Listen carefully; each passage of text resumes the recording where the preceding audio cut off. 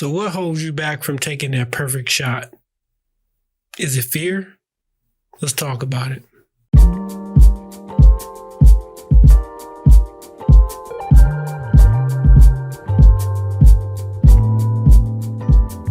So photographers can face many things that keep them in fear of taking photos. And that could be from personal insecurities, outside issues, or that could be misconceptions about photography itself. So let's talk about 15 of the common fear factors when it comes to taking photos in photography. I will say first, let's start off with fear of criticism or judgment. A lot of photographers have fear of being not good enough or, getting negative comments on apps like Instagram and other things like that. So that could be one fear factor that a lot of photographers deal with. Number two is the fear of failure.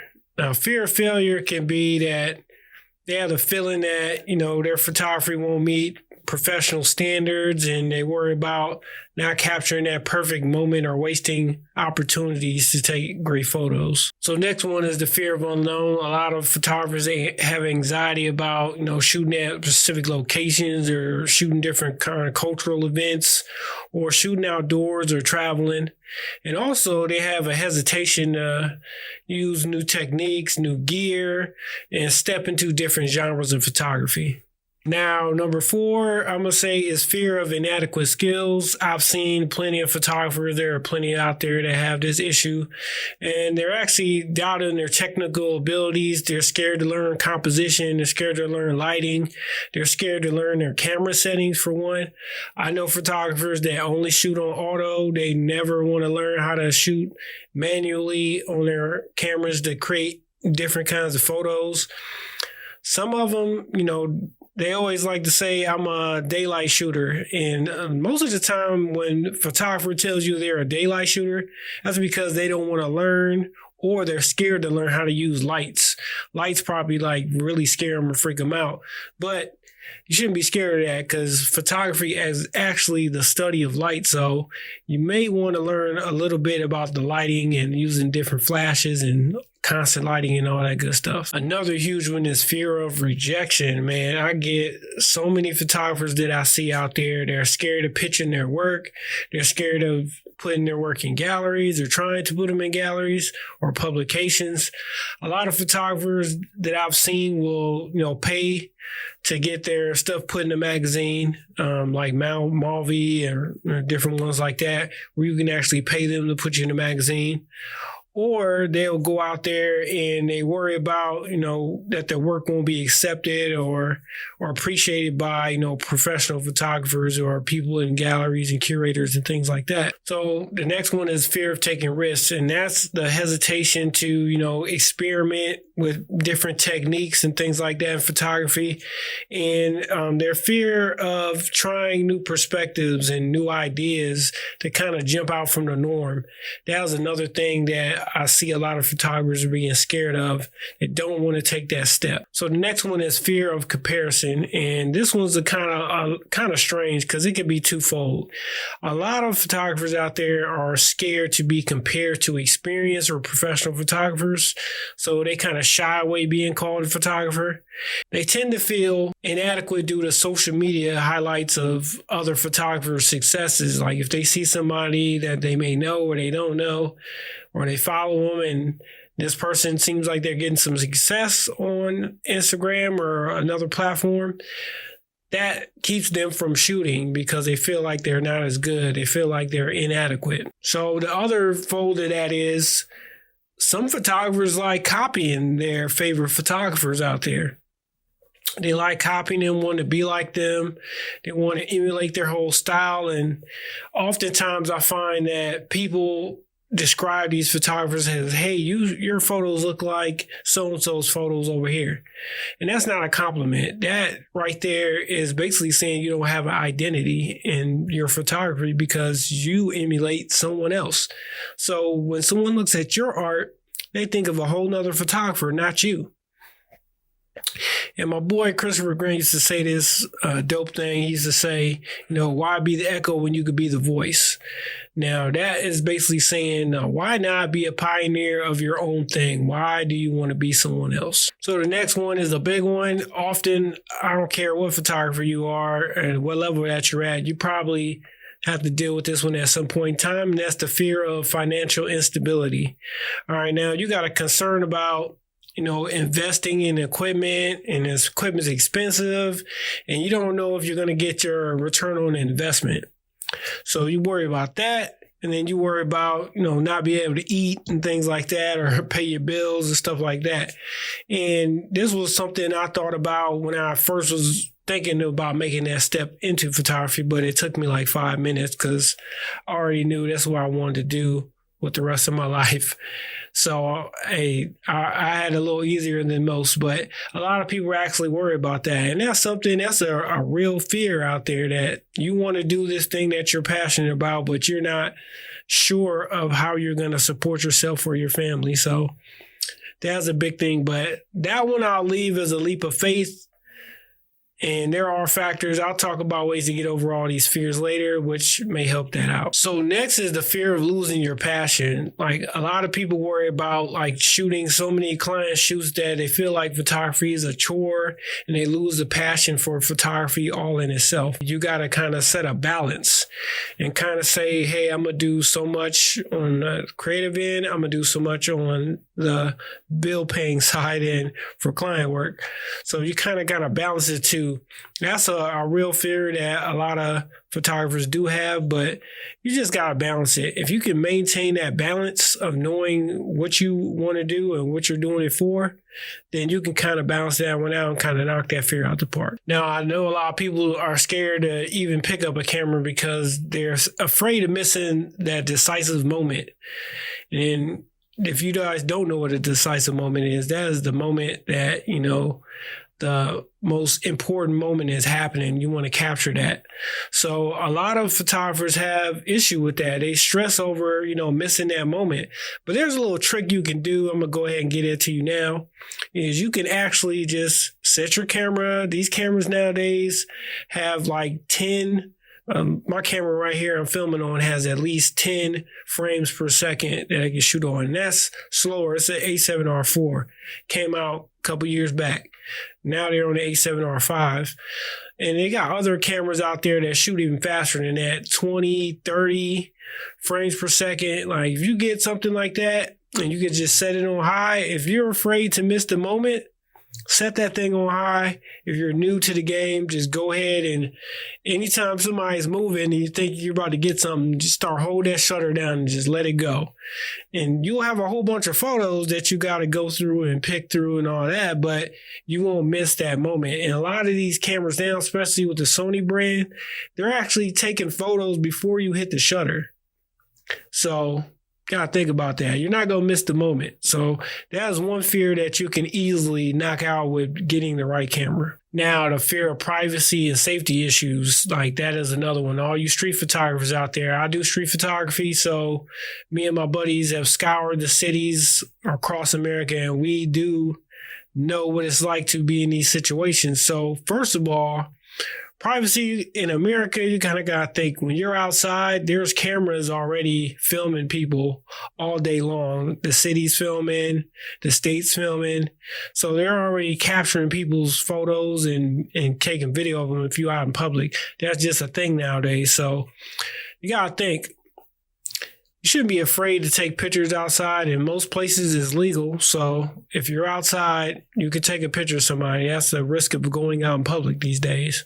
So don't be afraid of that. But the safety side is, you don't want to go in a ghetto area or a hood or anything, or just a rough area, and be out there with a Canon R5 and a Sony A1 and all this stuff with all these expensive lenses, this nice looking backpack. You don't want to put yourself in a situation to get robbed.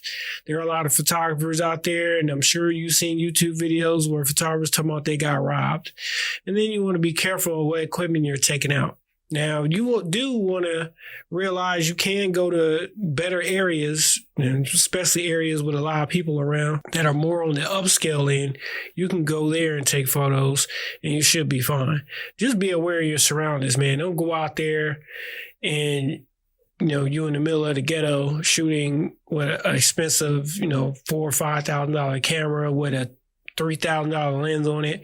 Don't be one of those people, because that'll be one of the quickest ways to get robbed. Now, fear of creative block.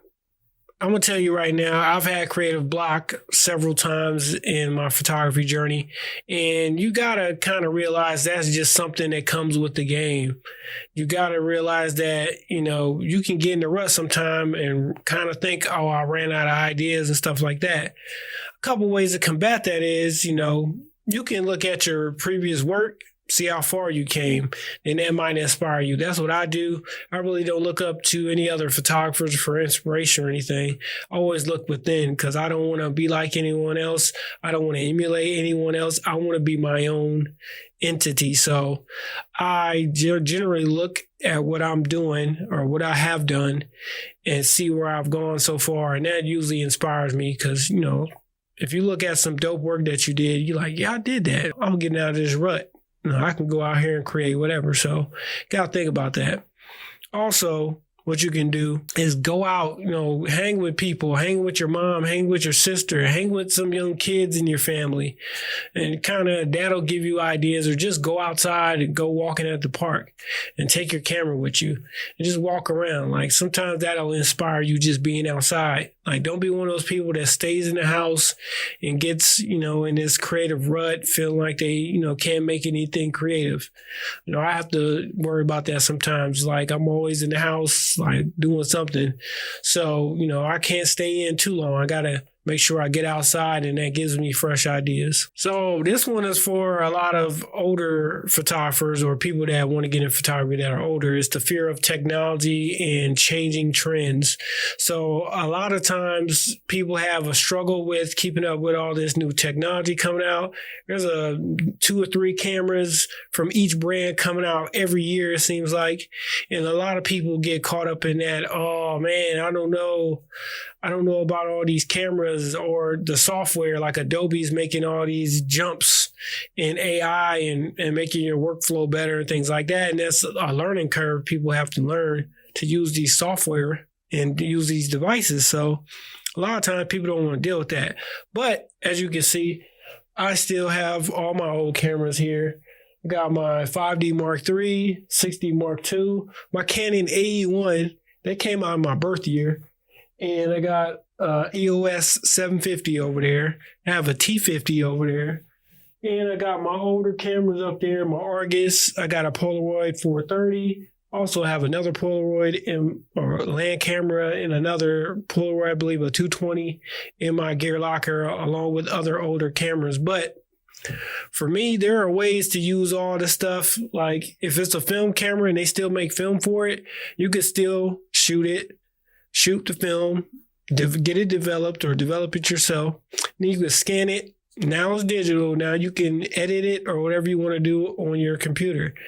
So you don't really have to buy anything new or keep it up with the Joneses out here to, keep on doing photography. And don't let that stop you from, creating more. Like, that fear right there is pretty easy. Keep using what you've been using to create photos. If the camera's still working, you pretty much can still use the images and work with them. So there you have it. Now, this is one I've had to battle. It's not really a fear for me, but it could be a fear for a lot of people, because a lot of people do say, how do you, manage all that? So it's the fear of being overwhelmed.